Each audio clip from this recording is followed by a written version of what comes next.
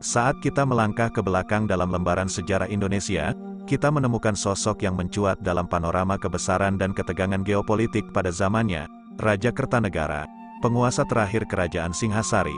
Namanya tak hanya melambung sebagai raja yang memerintah pada era keemasan Singhasari, tetapi juga sebagai tokoh yang berani menghadapi ancaman dari jauh, yakni pengaruh kekuatan Mongol yang menggemparkan daratan Asia pada masa itu. Ketika Kertanegara naik tahta pada tahun 1268, dia bukanlah sekadar pewaris tahta dari sang ayah, Wisnuwardana.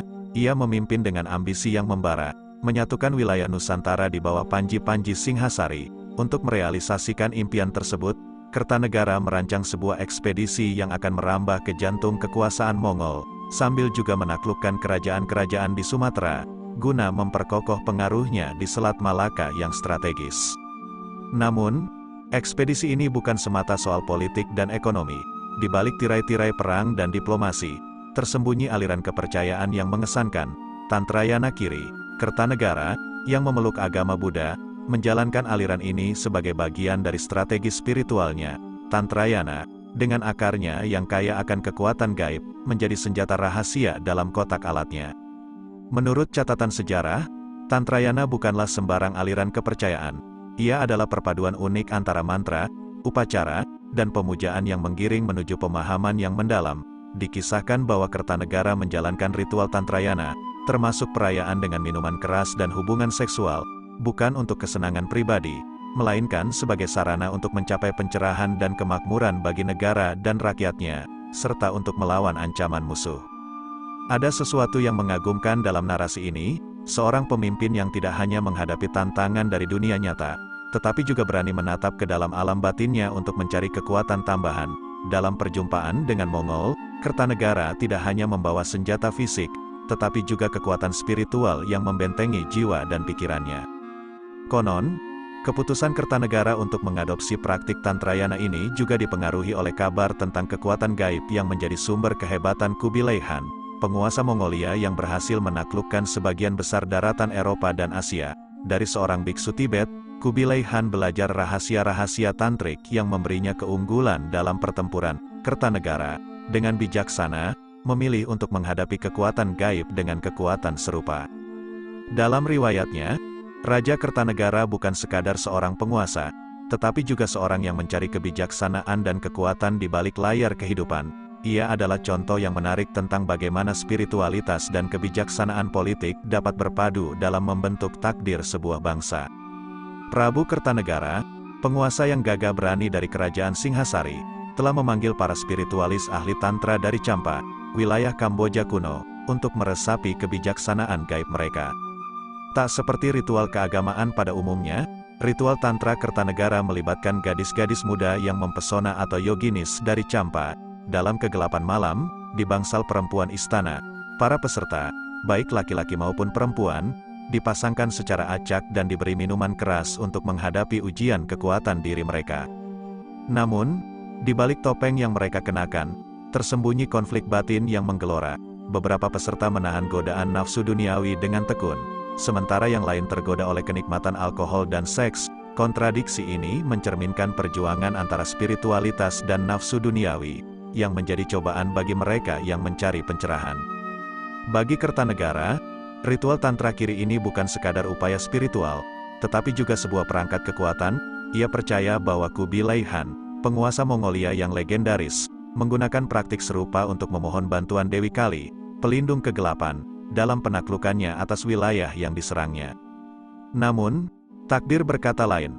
Ketika Singhasari diserang oleh pasukan Kediri yang dipimpin oleh Jaya Katwang, sang raja tengah terperangkap dalam upacara Tantrayana bersama para pembesar istana dan pendeta terkemuka. Mereka tidak menyadari bahaya yang mengancam dari dalam negeri sendiri karena terlalu fokus pada ancaman Mongol. Ketika penyerbu mencapai bangsal perempuan, mereka disambut dengan pemandangan yang menggemparkan. Raja, ratu, dan para penghuni istana terlihat dalam posisi yang aneh, dikelilingi oleh para yoginis muda, tenggelam dalam keramaian minuman keras. Kediri terkejut dan terguncang oleh apa yang mereka anggap sebagai kehinaan. Dalam keadaan kebingungan dan marah, mereka melancarkan serangan membabi buta, memakan korban yang tak terhitung, termasuk Prabu Kertanegara dan permaisurinya. Tragedi di balik tirai kesucian itu menjadi sebuah cermin yang menyakitkan tentang betapa rentannya kekuasaan dan kehormatan dapat runtuh dalam sekejap mata. Bagi Kertanegara, akhirnya tidak ada pertahanan magis atau ritual yang bisa menyelamatkannya dari ketidakmampuannya melihat bahaya yang nyata. Dalam gemerlap sejarah kerajaan Singasari, sosok Kertanegara bersinar sebagai pewaris tahta yang penuh ambisi dan kebijaksanaan. Dilahirkan dari rahim kekuasaan Wisnuwardana, raja sebelumnya, Kertanegara mewarisi tahta pada tahun 1268 dengan gelar Sri Maharajadiraja Sri Kertanegara.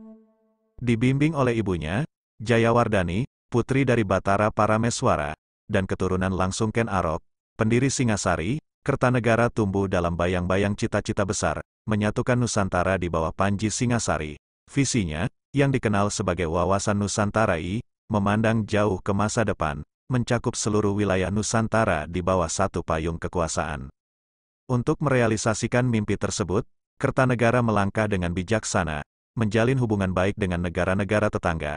Dalam kitab Negara Kertagama, ia digambarkan sebagai pemimpin yang luar biasa, mahir dalam ilmu ketatanegaraan dan agama. Singasari, di bawah pimpinannya, mencapai puncak kejayaannya, memperluas wilayah kekuasaan dari Jawa hingga ke ujung-ujung Nusantara, mengukuhkan dirinya sebagai kekuatan dominan di kawasan.